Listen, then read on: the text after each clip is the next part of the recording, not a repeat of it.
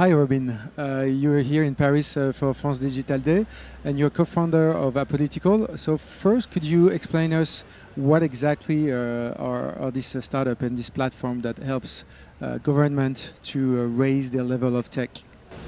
Well, it's great to be here. Our mission at Apolitical is to accelerate the transformation of governments, to enable governments to tackle the problems today and get ready for the problems of the future.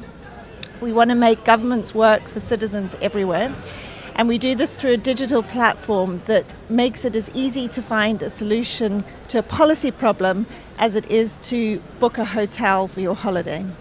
A good program, but very hard to achieve in that sector. What specific example could you give us so we can see how bright is your work today? Well, there are amazing innovations happening in government all over the world that we often just don't hear about.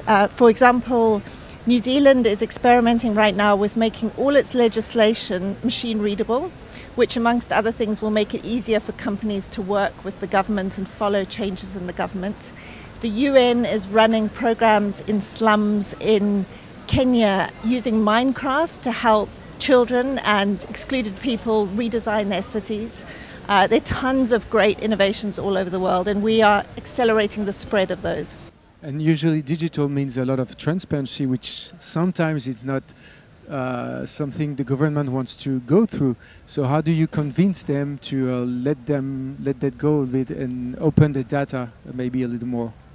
I think there's a growing awareness that enabling transparency is so useful for innovation, so useful for innovative ecosystems that it has to be done. There's caution, but one of the best things you can do is showcase governments that have been particularly open and have embraced digital.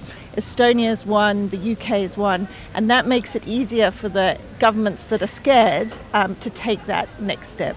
And do you feel some friction and some tension sometimes regarding the country that is involved in this platform?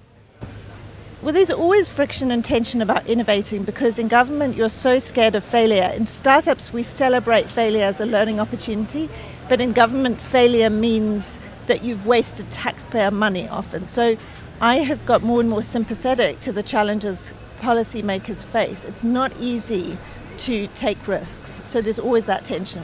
And you said that it's a very huge market for startups. How big is it exactly? Yeah, one of the most exciting things about government is its huge procurement budget. This is more than $8 trillion a year, and the GovTech industry, selling technology into government alone, is worth $400 billion.